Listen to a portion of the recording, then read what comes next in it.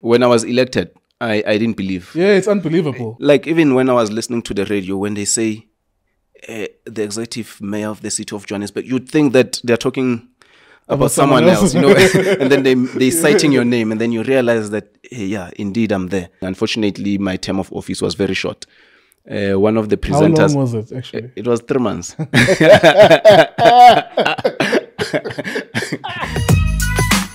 Nkululeko on Cultr.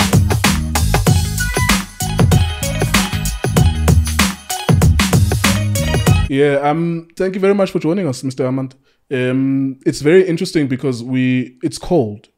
Very. It's very cold, Very. and we don't have electricity. Yeah. And you're a politician. Yes. You're Correct. supposed to solve those problems. Yeah.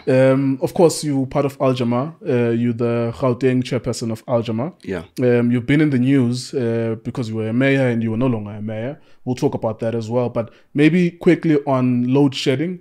It's weird because there's so many questions to be asked, so many theories as well about why the situation is manifesting itself. What's your party's stance on load shedding? Look, we need to combat load shedding as the party first.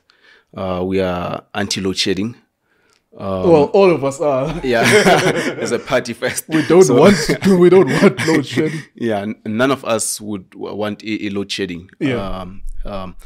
But we understand also not that it does impact on the weather, not only the weather, the economy as well. The economy collapses on the basis of a load shedding. And a layman on the streets who's trying to set up something in terms of business, SMMEs. Let's take somebody who's in a confectionery space. For us, a child who grows a lokshin. You find Abo Mama who would bake scones, particularly during winter time. Yeah. Bazongena house to house, sell scones or fed cakes. It affects and impacts negatively because now they will have to look at the alternative means, which also creates financial burden.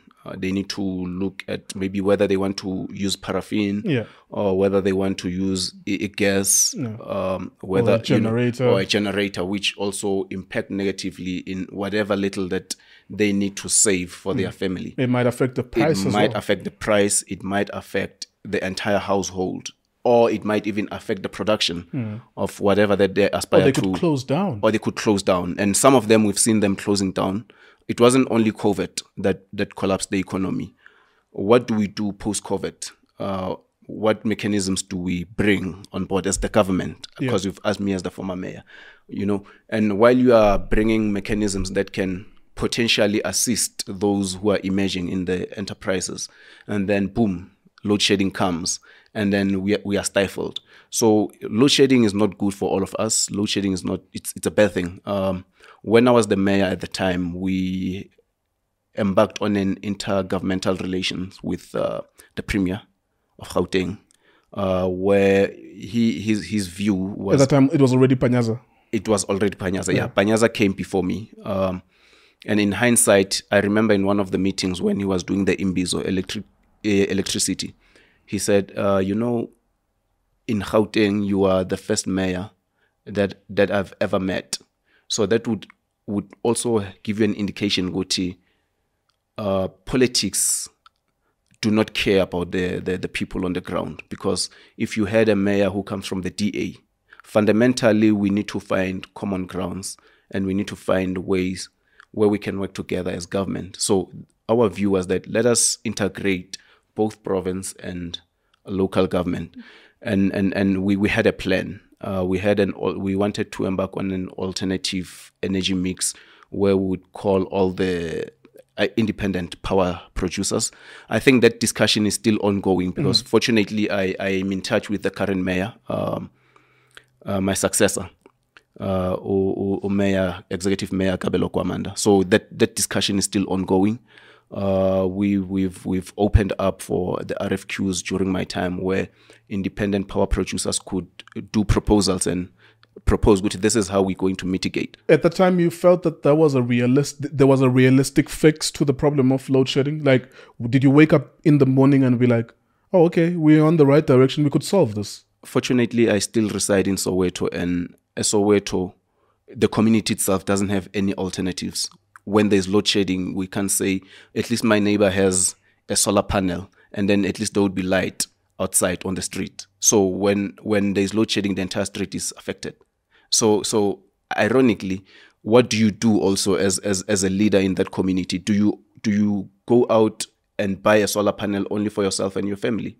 No, you don't, because you can't be leading people who are in the dark and where now you are the only one who's got light. Yeah. So fundamentally, it's incorrect. So I had to understand and feel what's happening on the ground and feel the pain of the residents and the community that I was serving. I just want to pursue on the point of independent power producers trying to solve the problem, load shedding. Yeah. And you were a mayor, you were having these conversations with the premier as well.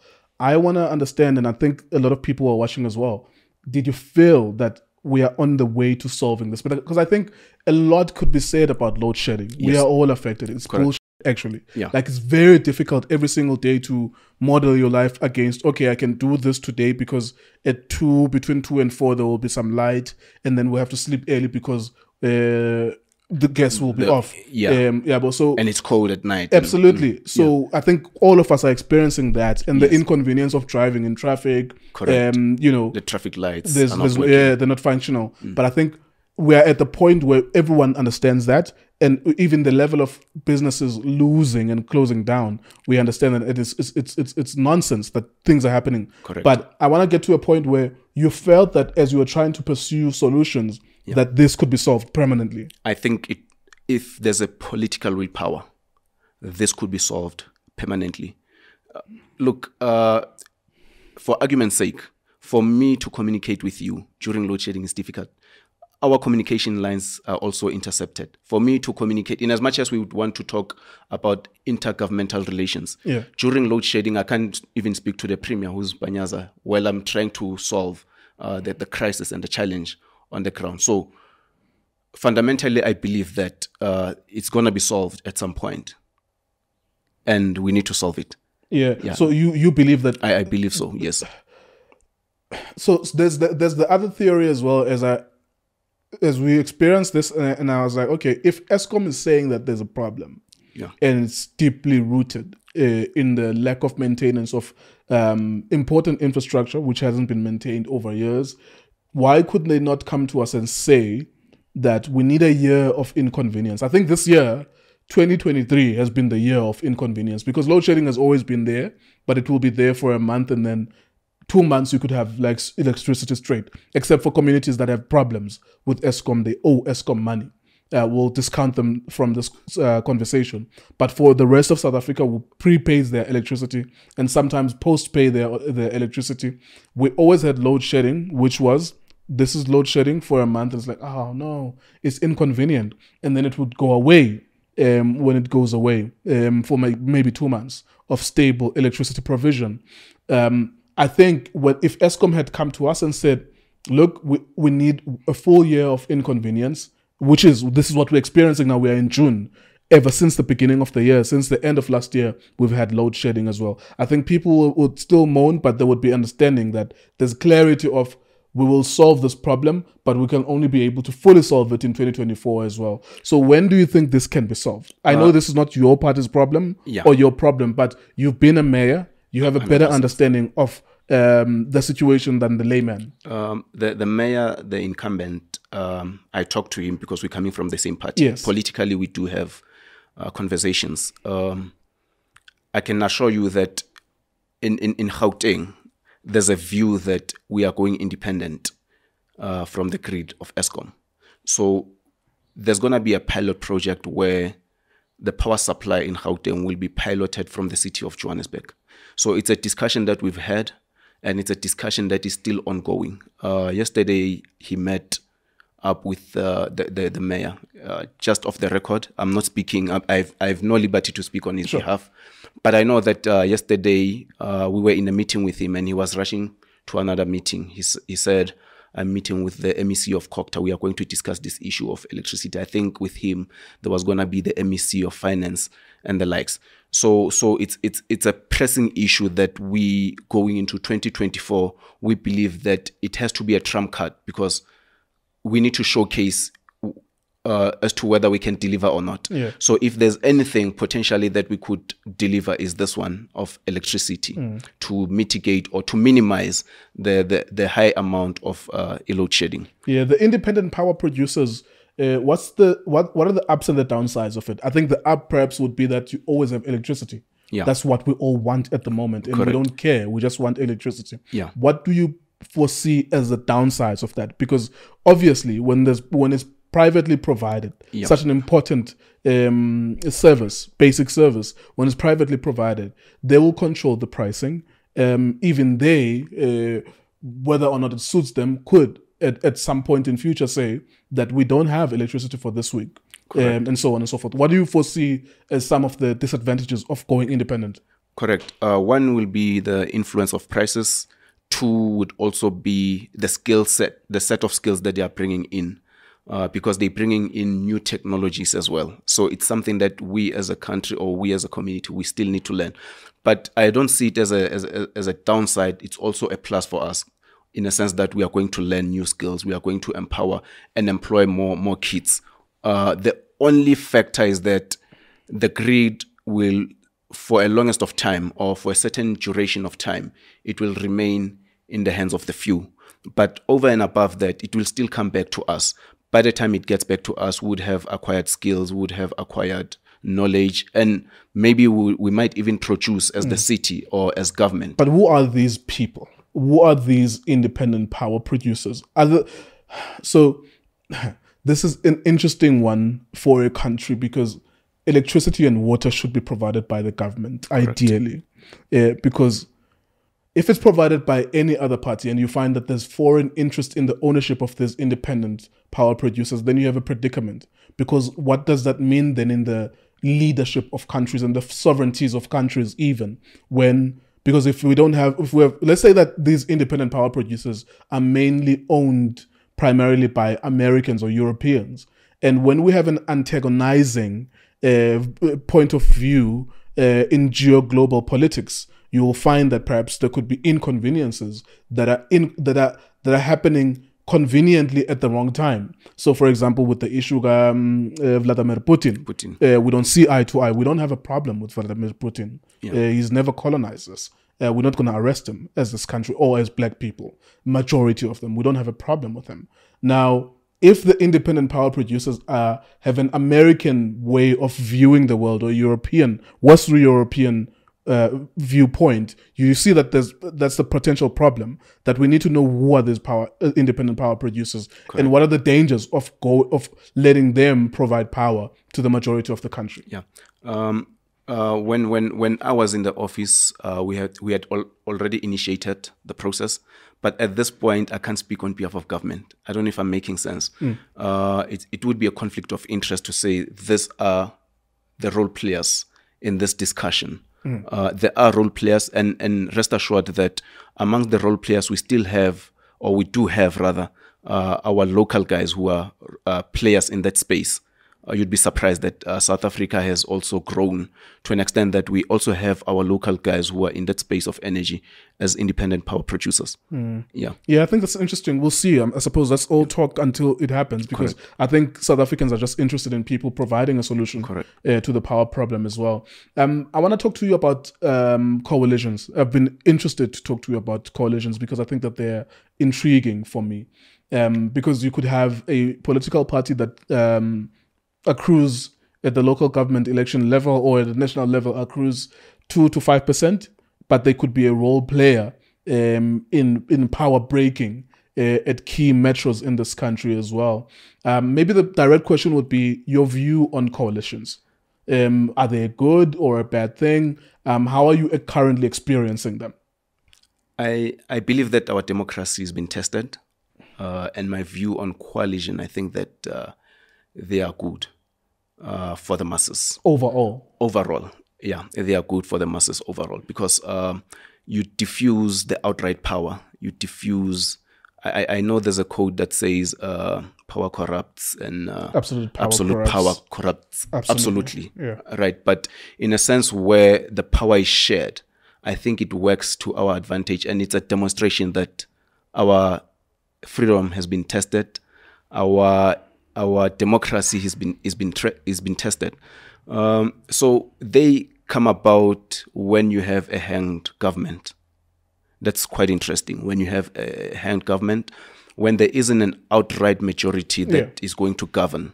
So what does that mean? If you are all below the threshold, it then means every party that participated in the polls then becomes or forms part of the minority, including bigger organizations. They form part of the minority because they didn't meet the threshold of governing.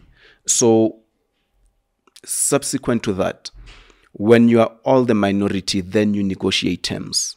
You create terms of references, you negotiate terms. So what is more interesting about what I'm going to say, when we were campaigning, I think last year, we used a hashtag leveling the playing field and a hashtag politics reimagined. And then I think there was another hashtag, which I forgot. So why am I going back or making reference to this hashtag? I think to a certain degree, we have foreseen the future of politics in our country. Politics reimagined. Reimagined, yes. And indeed, we are a direct demonstration of our politics in Johannesburg as a party having to lead the greatest municipality and the biggest municipality in the continent, which is the city of Johannesburg. Yeah, it's ridiculous, so actually. It is indeed reimagined, you know, and we've leveled the playing field because every party that is there on the table, they are equal, irrespective of what numbers do you have. You know, if you have values, if you have manifestos, they all come together and we drive an agenda that can transform. Because you will not have the same values, all of you. I suppose, I mean, trying to even explain to the masses how you could merge, for example, with the DA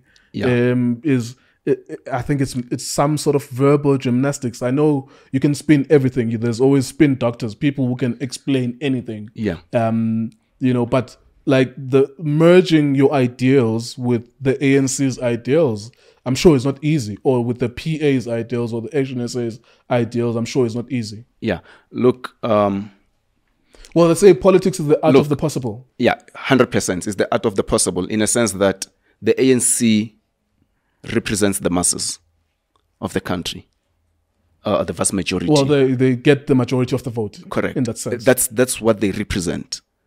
In essence, the ANC represents an African child because it's an African National Congress. So we can narrow it down to that's a problematic. that's one thing that we were short-sighted on, but it's the truth. It is the truth, because you can go to any African country.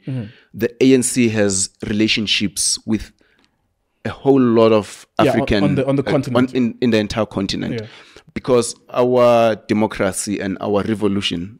I'm talking revolution when I'm saying our. I'm not saying me as ANC, but our as a black child, emanating from the injustices of the past. Everyone, the entire world, was looking at the black child on how are we going to change our status quo. So at that time, the ANC was the vehicle that a black child used to change and transform the status quo. Just back on the coalition's part. Just let us in on give us a window of the behind the scenes, the negotiations. Because on the one hand, you've just explained that your views are different as political parties. Correct. But all of you are minorities there. Yes. And you have to coalesce to make a majority. Correct. That threshold of 51 or 50 plus 1. I'm not sure how it's worked out. So what happens behind the scenes? What are the gives and takes? Are there any contracts being signed behind the scenes for anything? We have been in the coalition with the ANC, or with the help of the ANC, since 2021. We were taken out of that coalition towards the end. Okay, when the term ended, we were taken out. But I can tell you, we worked on principle. We worked on principle. So the reason why I spoke on the values, which maybe you might tend to differ, that values might be different. We all aspire to use the same position to transform the people. And who are the people? Is the people on the ground, the vast majority of the country. So this is why for a party like Al Jama, it is easier to sit on the same table with the ANC and find a common ground. When we talk representing the people who have voted us. That is, politically speaking, that is the constituency that voted us in. Yeah. So when you are in government and you are sharing the levers of power, the people who are there on the grounds, they are not constituencies, but they are residents that you serve. But where I am right now, I speak as a politician. I represent the constituency, people who have voted us in, irrespective. I know there's a dialogue that, but small parties, they are 2% or 1% or less than a percentage. There are people who felt that our voice can be represented through this organization. Let us send this organization as a proxy to represent our issues. So this is what is happening, to answer your question. So we sit on the table and we propose manifestos and we take the mandate from the masses. On that manifesto, we sit down and then we identify the areas where we could be brought together ideologically and then serve the residents of the city of Johannesburg. Yeah, how does the ANC square the circle? How does it arrive? Well, that's a question to them, really. It's best to ask them. But given that, so maybe give us an idea of what percentage were you in Joburg, in that coalition, so that they decide that you then become the viable candidate. How does the EFF, the ANC, Action SA, or PA all coalesce to then say you, Al Jama, will be the mayoral candidate? What's more interesting is that in politics, we need to understand that there is a constant lobbying, constant negotiations, lobbying in a sense that during the period of election, I'll come to Nkululeko and say, brother, this is what I represent as Al Jama. Could you kindly give me your vote? Nkululeko will make his determination whether he's giving Al Jama the vote or he's giving it to another role player. So even in a coalition, there's a constant lobbying that we always persuade each other in a coalition. So what transpired was we all know or subconsciously know that maybe coalition government should be led by the ANC, not because of the numbers, but because of the experience in government. I don't know if I'm making sense. I'm following you. Yeah, the experience in government. I'm sure other parties won't agree, but I see what you're saying. Yes. Especially when you mention experience. Experience. And even when you mention numbers, it makes logical sense. 100%. So not only based on the numbers, but the experience in government, the ANC has Although led. someone could counter-argue that by saying that Somebody can counter-argue. the government to its knees, the parastatals are not working. You are correct. You have proven through your experience that you are unable to lead. Yeah. But so that's a counter argument. I'm not saying that. I'm not making that, but I'm saying that's a different point of view. Remember, we don't judge the experience on the tail end, but we judge the experience from where it began. Because I can tell you that today I have a BRT system, for argument's sake, which makes a child who is where I come from, in the south of Johannesburg, in the peripheries of the city, where spatially it was designed that I need to be disadvantaged. Yeah. But at least something that the ANC has done, I don't want to go deeper into it or the narrative of the ANC, but at least something that they've done is that today there's a BRT that can take me to the corridors of the economy, the transport system. Remember, transport is the greatest pillar of the economy because there can never be the economy without transport. So we shouldn't judge the experience at the tail end. So we, as a party, we have taken the baton. We have taken the baton, and we need to be judged, and we need to be judged on the production or on the KPIs. What is it that we are producing? Are we really performing? Are we taking the city back to where it was when the ANC was governing? Are we the better role players, key role players in the space? So unfortunately, because our coalition has to be tested, there's still going to be a votes and motions of no confidence on any other leader who doesn't perform, for argument's sake. But we are not saying that should be an order of the day. We need to come together, focus on how do we empower the leader of the day. How does the ANC then, in that coalition, settles on Al Jamaa as a party? I understand you mentioned that there's persuasion, continuous persuasion. Correct. Let me go back lobbying. to that. So how does it arrive at a point where they say, okay, this party, which got X percentage, which is a very tiny percentage, should be the one who leads? Is it fair that the country sees you as a compromised candidate, or people from your party as, you know what, we don't want the EFF to lead, we don't want the other party to lead in this coalition, let's just choose the smallest one? Okay. So it is unfortunate that bigger parties, they need to push interests, right? And every party has to push interests. How do you transform the masses? You use the levers of government. You use the levers of power. So it's a plus for us as the party that we emerged out of all small parties. So it's a privilege, and also it wouldn't be unfair for us to go and not even thanking people who have voted us in. But ours is to get an equal opportunity to demonstrate the ability to say you do not lead through numbers, but you lead. You need a capable leader to lead. So I think this is where it emanated from. So in the city of Johannesburg, we started the revolution as a minority bloc to remove the then government, the previous government, that was the DA-led multi-party government. We led that revolution as the minority bloc. If you were following politics, there's a whole lot of things that were happening, and those things were wrong. And we said we can't allow the DA to treat our people like this. That's fundamentally one of the things, to say our people can't be treated like this. Because when the DA came, they wanted to erase the institutional memory. They also wanted to, something that the media doesn't talk about is that the DA also collapsed the city of Johannesburg, and it collapsed the city of Johannesburg's parastatals, city power, Joburg water. When I came in, we had watersheds or the disruptions of water. Oh yeah, you remember when I came in? For a longest of time, the DA couldn't, or the multi-party government couldn't resolve the issue. I came in, it took me a month, and the issue was resolved. So when we were negotiating, we knew that, or rather we thought at the back of our minds subconsciously that because the ANC maybe is the bigger party, or because the ANC has an experience to drive government. And then we said, no, when we emerge, when we are successful with this revolution, we will take the candidate from the ANC. It was a principal agreement, right, in the city of Johannesburg. So we're the ones who led the collapse of all the metros that were able to collapse in Gauteng. It happened.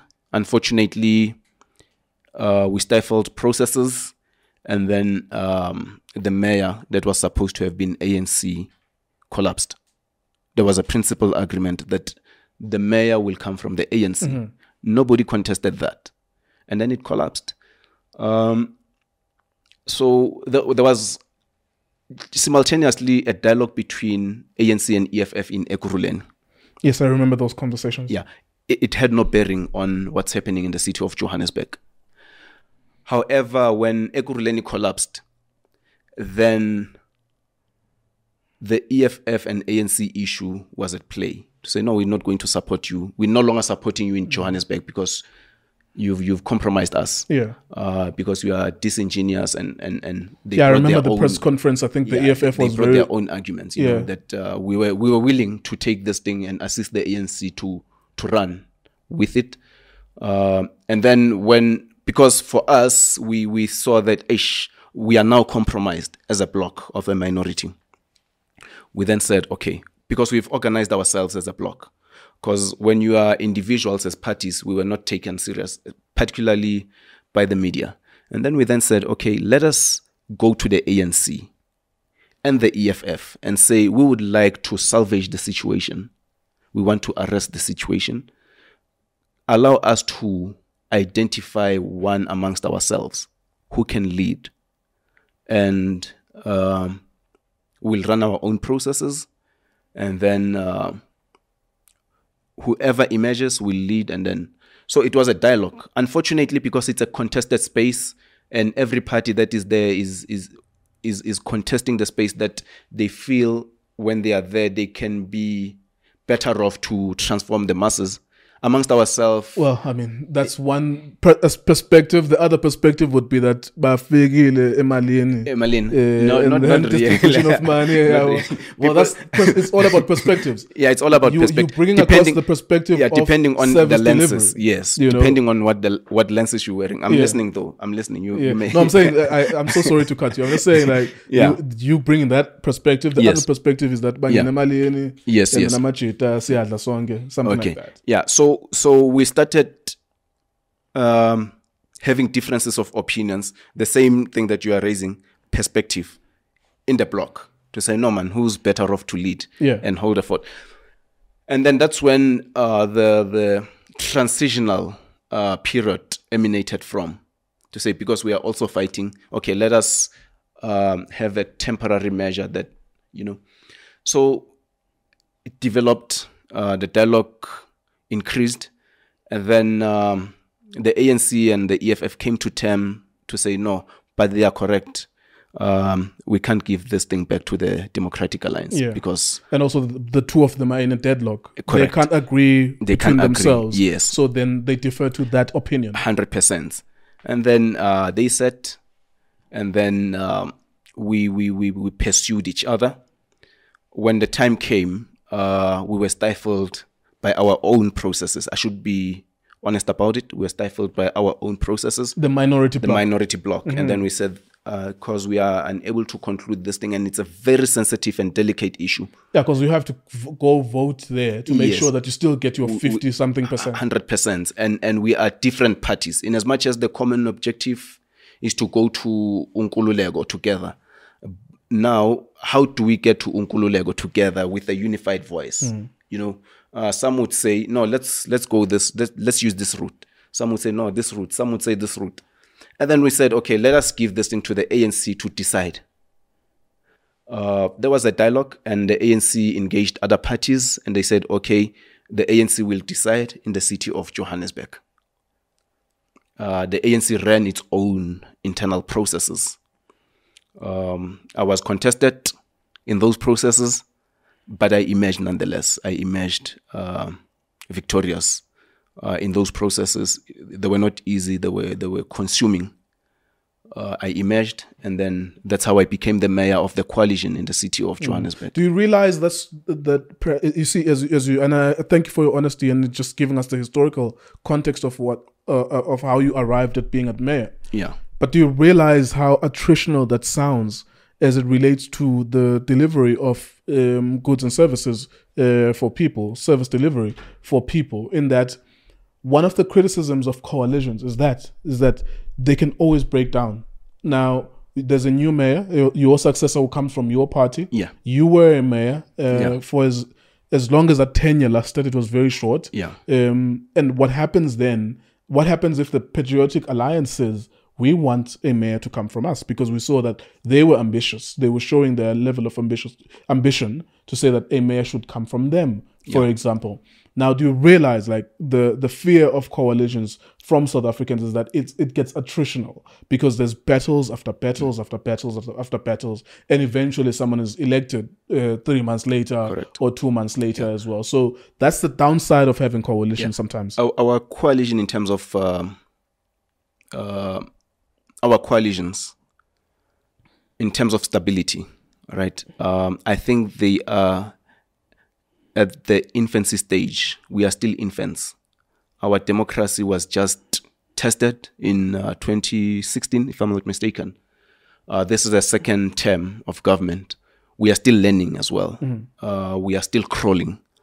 But what I'm taking pride on, during my short period of leadership, I had managed to stabilize the city of Johannesburg.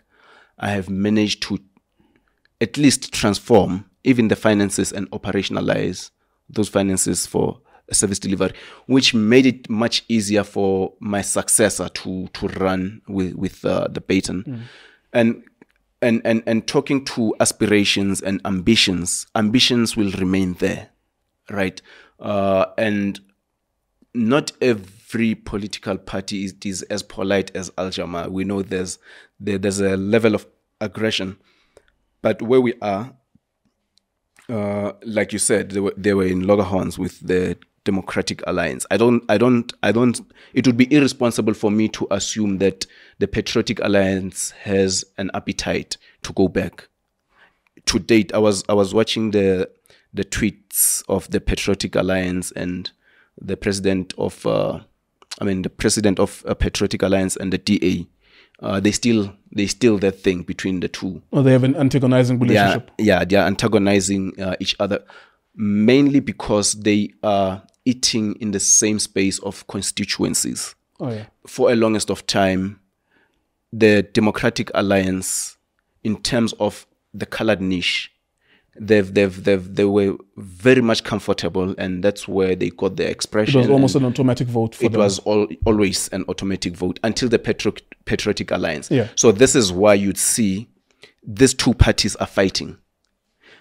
And I'm happy that the Democratic Alliance is distracted, because they have forgotten for a longest of time, traditionally or religiously, they have been the opposition of the country. They have forgotten that the Patriotic Alliance, they still oppositions. They don't have to fight with the Patriotic Alliance. If they want to oppose the views, they need to focus on the government of the day and have a voice that can transform or represent their constituency. And if they want to still close that space, they need to focus and demonstrate to the colored communities that we are there for you. I'm just saying, because I'm not saying this as a racial connotation, but I am saying this because the Patriotic Alliance openly says we advocate for the needs of the colored communities. Yeah. No, there's nothing controversial. There's nothing controversial. Yeah. So this is where we are. So of course, where we are, there's a likelihood that we might have stability until 2024, which is the next, maybe in a year's time, the next elections. How do you think you see? So I appreciate everything that you're explaining now. Yeah. Nonetheless, we also have to be mindful of what's unfolding on the ground, that there's mayors today and there's no mayors tomorrow. Yeah. And then there's threats for votes of no confidence. There's disagreements. Yeah.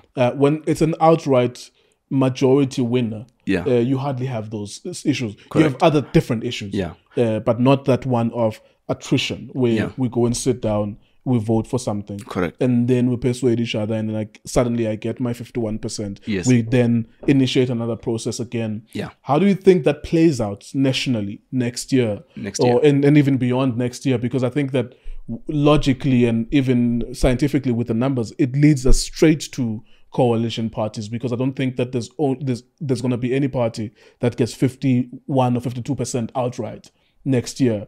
Do you think we could have a president this week, and then we go and sit down and parliament is called again, it's a vote of no confidence, we have a different president 3 months later, and so on and so forth? I think that's the fear for us. And as those things are happening, unfolding, we have load shedding as an issue, GPV, whatever issue that's out there. There's continuing rising or in petrol prices, food prices, and so on. And those are not arrested. Those problems are not arrested, and there's no progress there, because continuously we have to watch you politicians continuously fighting. So you can't discount the fact that we've just seen coalitions being attritional, stops and starts. And how does that play out nationally next year and beyond next year? It's a very critical question, and it's also interesting. This is why I'm even giving you a smile. So a political office, it's never permanent. Oh, it should be stable for a period. I get that. It's never permanent. I understand what you're saying, but it should be stable for a period. So the instability of a political office shouldn't be a great concern for the residents. I'll tell you why. Mm-hmm. When I came in, my predecessor, when I succeeded her, she couldn't even get grants from others. Remember, the city has different revenue streams. So I want to narrow it down into the city, but bring context so that maybe it can cover your question holistically. The city itself has its own revenue stream, which is surviving from the entities. It's about 70% revenue. And then in the outside 70%, we get revenue through grants, through loans from other spheres of government or from the other state organs, national or provincial, right? Or maybe even private sector. So what she failed to do was to stabilize and professionalize a wing, which is an administrative wing. That is crucial and it's critically important. In the city of Johannesburg, we've lost the mayors, not through votes of no confidence, not through the term of office, the end of term of office, but there was an accident. But the city's ecosystem carried us. Mm-hmm. It carried us, and service delivery was there, because inherently when you lose executive, then the accounting officer assumes those powers to drive in the absence of politicians. This is why when I said no, but it's not permanent. So my predecessor, that's what she failed to do. And also because her mandate and her views was to purge officials of the city of Johannesburg so that they can, to them, maybe they thought that they wanted to gentrify, beautify, bring people from the Western Cape. I'm from the Western Cape, but I get you. Yes, correct. yeah. So that was the gentrification of the city at the time. So that's why they were trying to wipe that, But what I managed to do with my team was to bring them in and stabilize that aspect. I know National Treasury at some point, they couldn't give the city grants because we didn't have an accounting officer, which is the city manager. We didn't have the group CFO. We didn't have the COO, Chief Operations Officer. But when we came, we closed the gap of the city manager. And when I was exiting, we had already started with the process to recruit the group CFO and the COO, the COO. So the regulation says these people shouldn't act for a period that is more than 6 months. Okay. Yeah. So these people acted for a period that was more than 6 months because they couldn't close, and amongst themselves as multi-party government, they couldn't sit down and agree on one fundamental to say. What you are describing is the attrition of coalition parties. You do realize that? I realize, hence why I was saying we were tested, but we also learned from their mistakes. This is why in a period of a month, I was able to bring in the city manager because we learned from their experiences, and boom, National Treasury is willing to, we got the loan, the DBSA loan that the DA couldn't get for a long of time. How much was that amount? I remember it was in the papers. No, it's not the 9.5, the controversial 9.5 billions, okay. But it's also in billions. It was 2.5, 2.6 billion. You guys are dealing the DBSA. So we just got another loan. Upon my exit, there was another loan that came in. So we are paying. The city is paying that loan tentatively towards the end of I think the MMC of Finance will when he presents his budget, he'll speak to that, because I'm not endorsed to speak on behalf of government. But I'm saying the achievements. I'm citing achievements. Yeah, and we're dealing with the question of concerns regarding coalitions. Extrapolated at a national level. Yes. You obviously you are zooming it into your situation so that we can have a better idea of how it manifested itself in your situation. From our lived experience. Yes. And from the multi-party government, they had contracts that they signed but still their coalition didn't survive with those contracts. I can tell you now that with confidence that our coalition is still intact, and there isn't any document that was signed, because the principle is the same. We want to serve the residents of the city of Johannesburg. This is where we are. Yeah, this is where we are. We want to serve. So looking at South Africa going forward, maybe this is the last one on this coalition point. You want people to not be concerned about coalitions? Are they right to be concerned about coalitions? Look, if people are concerned about coalitions, the truth of the matter is that people should come out in numbers and vote for the parties of their choice. It's democracy. You can't be a spectator, because one way or the other, whether you have an outright party that is governing or you have a coalition, if you do not exercise your democratic right to vote, you are still going to be aggrieved. If you are saying coalitions are not working for you, identify a party that will work, and the party that will transform the people out there. It is as simple as that. We can't be spectators. People need to be taught to take responsibilities. People need to be taught that they need to take charge of their livelihood, because one way or the other, politics, they do affect their day-to-day activities of their livelihood. Yeah. Thank you very much for that. People can't be spectators, whether or not you agree with his message. I mean, you have to go out there. You need to go out. And I think every single election we are seeing that there's like 4 million people who didn't vote, which adds to the 8 million people who didn't vote the last time. Yes. People who are eligible, old enough, don't have criminal records, but they decide not to vote. So it's like, if you actually got those 8, 12, 16 million people to vote for one party, their party could win the election. Correct. And just to add on what you are saying, and I think now, to a certain extent, the party of choice should be Al Jamaa, because the parties have demonstrated that they have entrusted us with the biggest budget of the country in terms of municipalities. Parties, they have entrusted us. So it is clear that at least to a certain degree, we can be trusted even when we go out there to the masses. Yeah. All right. Just tell me about your initial interaction with Islam, and how does that also translate to Al Jamaa?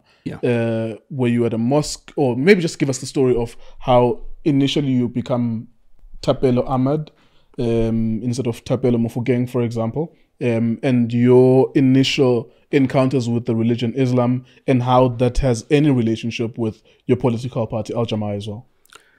I'm a Muslim. My family is Muslim. We were born from an Islamic background. I grew up in Soweto. I was born in Bara. But at the time, Al Jamaa is fairly 16 years old. Yeah, it's fairly 16 years old. Maybe some of us who grew up there, in Soweto, in Alexandra, in Diepsloot, in Orange Farm. Orange Farm is fairly a new town, because most of our brothers and sisters ran to the deeper south of, I think it was early 90s. So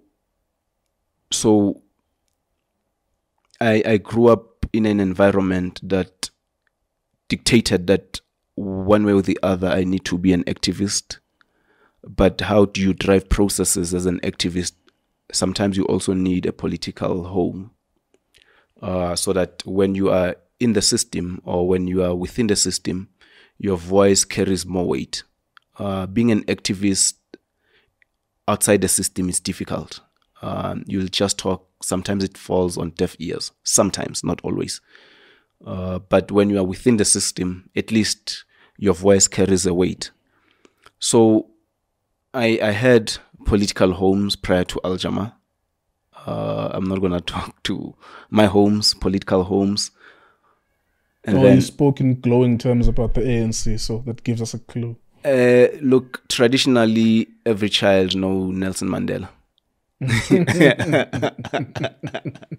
can talk.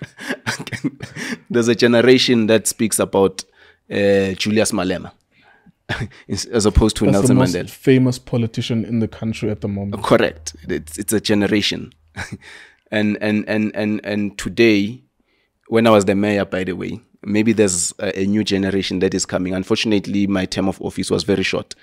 One of the presenters. How long was it, actually? It was 3 months. It was 3 months. So one presenter was saying, I was listening to radio as I was driving. He says, remember the humor, or rather the mockery or the humor of potholes. Oh, yes. In my maiden speech.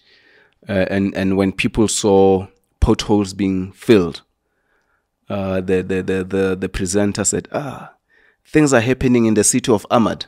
You know, so maybe there could have been a generation that knows this as a city of Ahmad. Ahmad, And this is the greatest city on the continent. 100%. Yeah. It's ridiculous that you got to be the mayor of that. I think that's surreal, actually. Not ridiculous in a negative sense, but I think it's a dream come true. This is the greatest city on the continent.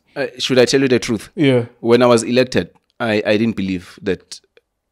I was confused. Yeah, it's unbelievable. Because it's the biggest city on Yeah. the continent in terms of its financial, Correct. and in even its cultural appeal, Yes. its cosmopolitan nature as Correct. well. It's the greatest city. I have uncomfortable experiences here because I come from a different city. Yeah. But I can't discount the fact that this is the greatest city. It's the on greatest the continent. city. Yeah. So I was like, even when I was listening to the radio, when they say the executive mayor of the city of Johannesburg, you'd think that they're talking about someone else, you know, and then they citing your name, and then you realize that, hey, yeah, indeed I'm there, you know. But let me hold myself together and make sure that when I leave the legacy. Yeah. Al Jama political activism. So you confirming to us that you were already a Muslim, anyways? I was already a Muslim, when I joined Al Jama. That was from so there was a time where I took a political break. After 2016, I took a political break. And somebody was in Makkah for a pilgrim, one of my brothers. I was traveling with him to the KZN. He said, hey, Mokone, I've met this brother that go Makkah. He's quite nice, man. And he wants to... So initially, Al Jama is coming from the Western Cape. That's where Al Jama was founded. Okay. Yeah. Our party leader is a Cape Malay. They speak Afrikaans. So he says... But they want to tap into a black vote to increase the constituency. And you have a greater potential. So, Kekopare, call this guy. He gave me my numbers. Call him. Don't join his party, but just listen to him and see if you can find each other. I kept the numbers for quite some time. Then I called him when I needed to call him. He was back from his endeavors, and then he said, I heard about you and people are speaking highly of you. Can we meet? I said, yeah, for sure, we can meet. He says, I'm based in Cape Town. Can you make it to Cape Town? I said, yeah, why not? We're living in a global community. I can make it to Cape Town. And then we arranged. And then I went, I met the party leaders. And then I think it was home. In as much as you can't push a narrative of politics from a religious point of view, but fundamentally we are founded on ethos of religion. Because I think we are losing ourselves as a nation, or we are losing ourselves as a community. When I was the executive mayor and the news landed that 2 children or 3 children were abducted in Soweto, and 2 of them died. 1 was found. You remember, it was upon my transition. And I went to one of the houses as the mayor, or rather all the houses. But in one of the houses I was reading, there were books like this on a shelf. Yeah. So when I read those books, the covers of the books, it was quite disturbing. I said to myself, I kept quiet. I said to myself, what if these books are saying something? Maybe this could be the lead, without divulging much. So yes, our country and as a nation, I think we are losing ourselves. We are losing who we are. When I grew up in Soweto, when I came from school, even when in the Western Cape, Cape Town. In Cape Town, if ukholela ekasi, then you know Gucci, when your parents are not there after school, you go next door. You go to the neighborhood. But The community is safe. the community is safe. You understand? Today I need to be worried, Gucci, when I'm not home, are my children safe? Whether or not they are with their mother, they still not safe. So Al Jama, from that point of view, I felt that it's a home, and we came in, and we are where we are, simultaneously or parallel to the brand of the party and the brand that is me or myself. I don't want to pursue myself as a brand or perceive myself as a brand, but I'm saying simultaneously we grew with the party. Maybe if I was in other bigger parties, I shouldn't have been the Thapelo Ahmad that I am today. I do not know, but it's not about me. It's about how do we transform the people. At least we were given that equal opportunity to have a mark or to do that mark. Yeah, understanding a bit of Islam, there are, of course, the Islamic religion, the Islamic Republic of Jordan, the Islamic Republic of Iraq, Iran, and so on. And for them, the way that they run their country is informed by their religious belief. And of course, there's different types of Islam that follow the instructions of the Quran to its full extent, and some don't. What I read as one of your party's greatest instructors is the Sharia law. You are informed by the Sharia law. What does that mean? Given that South Africa is a Christian country, if a party like Al Jama, for example, has a bigger slice of the pie politically, what does that mean? What kind of laws would you like to implement, for example? Look, nations and societies, they transform. What we read, it's just an abstract, but the fundamentals of what's happening on the ground, they are based on the social construct. Sharia law is also driven by the social construct. It's like Roman Dutch law. When the Dutch law is incorporated to the Romans law, when the Dutch moves to Rome, and when they get there, they find each other. So what does Sharia mean? We shouldn't look at Sharia as a taboo. Sharia, there's a great value in Sharia. There's a great value in Sharia. I traveled to some of the countries that you've highlighted. 2 o'clock in the morning, the kids are still playing in the park.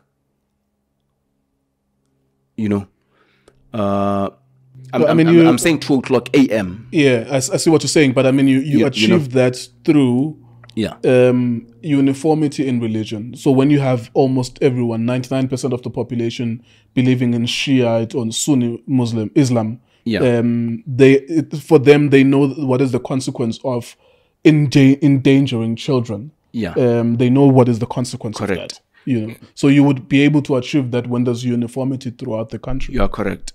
I don't want to quote Gayton McKenzie, the leader of the Patriotic Alliance, out of terms, but I think he says when he's the president, he's going to bring the death penalty.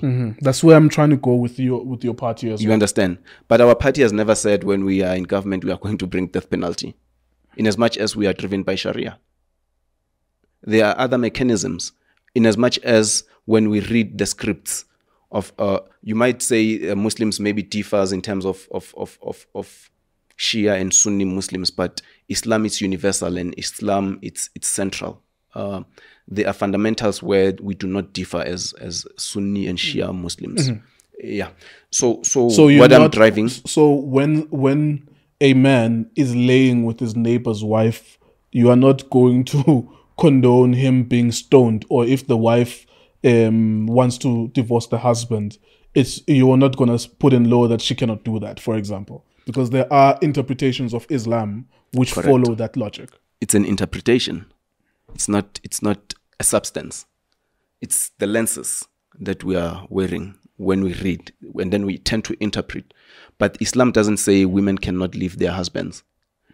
And Islam doesn't say you must stone a person who sleeps with the neighbor. Right?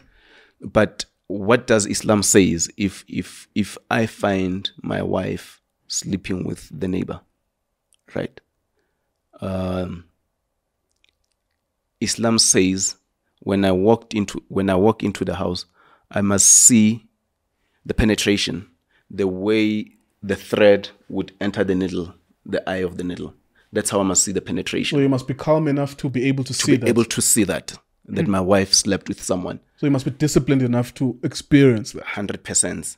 And over and above that, you need witnesses, which is two witnesses to say, okay, I'm seeing my wife sleeping with that person. If I come here, it's not planned for me to find my wife unless I orchestrated for my wife to sleep with someone. If I walk in and I see her, what are the possibilities that I might find two witnesses on the street? You understand? You have to have the composure to leave your house. Correct. Whilst that is happening. Correct. And the moment you leave the house and they realize that you were in, will they still proceed? You understand? So Sharia needs also to be interpreted. So the incidents that had happened, maybe you might be tempted to talk about Nigeria. Yeah, please go on. Yeah, you might be tempted to talk about Nigeria. In Nigeria, in that incident where the lady handed herself over to say, look, I've committed a sin. I want to be cleansed.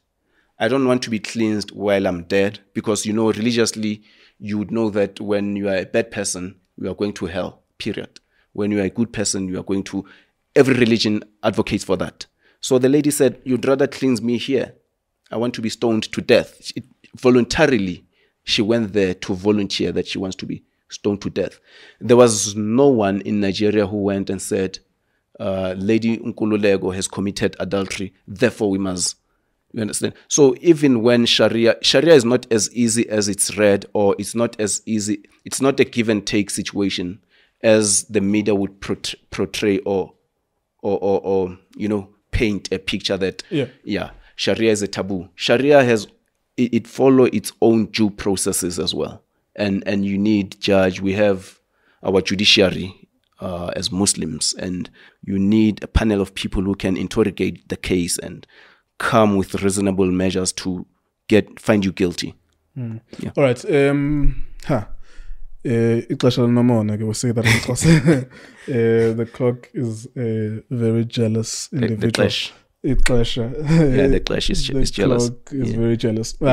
How do you expand your party? I suppose in the lead up to elections, we'll have more engagements. Yeah. I would like to expand that to other political parties too. To have these conversations. I love what we've just done now with regards to what informs the doctrine of your political party. With 2 hours of luxury time, we might even expand it to even more. What does it mean for this? What does it mean for that? Yeah. How do you expand your political party going into the next year's elections? And how do you convince Black people to vote for a party that is Islamic without them converting to Islam? Or do you always want them to convert to Islam? The current mayor is not Muslim. Oh, okay. Yeah, the current mayor, in his maiden speech, he quoted from the Bible. He quoted from the scripture that speaks about a cup. I remember when you read the Bible, it is when Jesus, I think he knew about his death, and then he said, "Oh, Father, if this cup is meant for me, I will drink from the cup, and if it's not meant for me, please remove it from..." I think that was the scripture.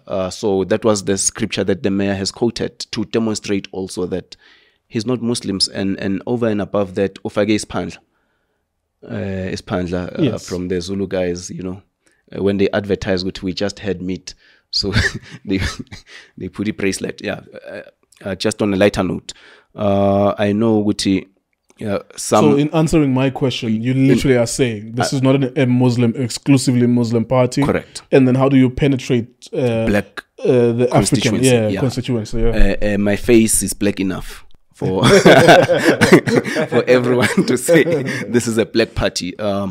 And also religiously speaking,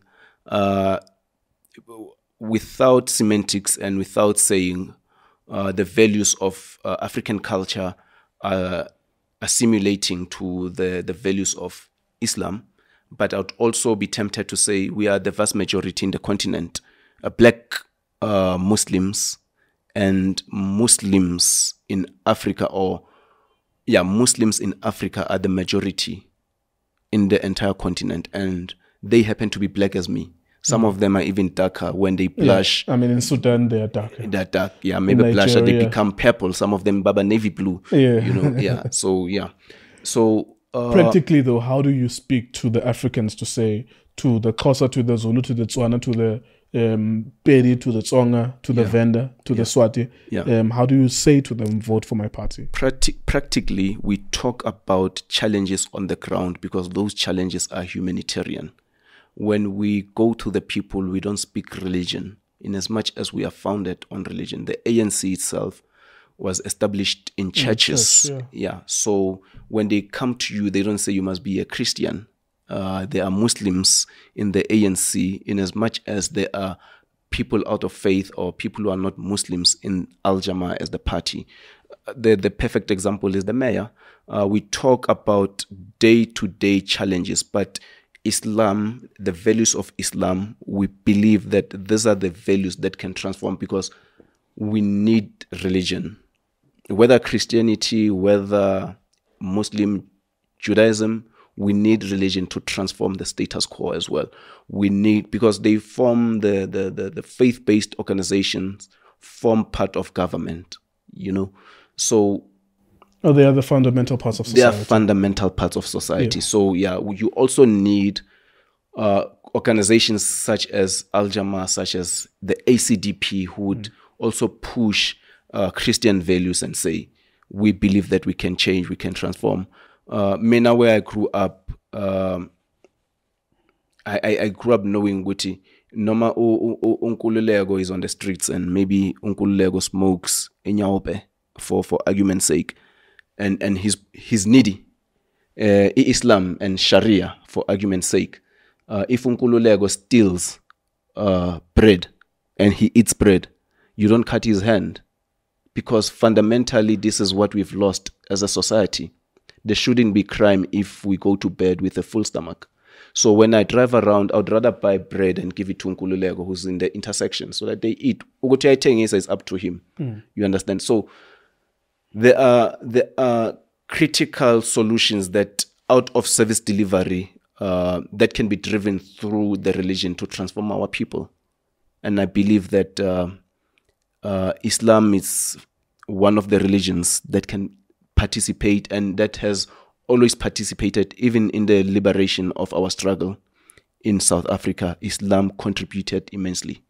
All right. I'm not sure if what I'm going to ask you to do is allowed, or Tabu, you will tell me.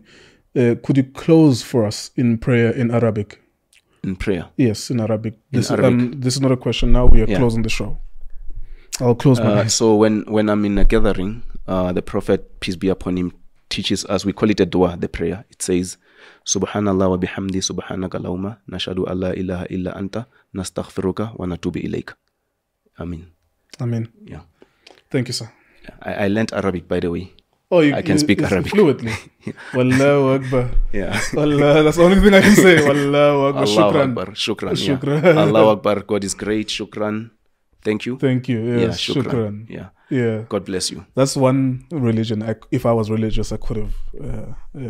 It was very appealing to me. Yeah, thank you. Some of my role models, about Dave Chappelle, Yasin Bey, Mos Def, Talib Kweli, they are Islams. So, correct. So thank you very much for joining us. Thank you so much.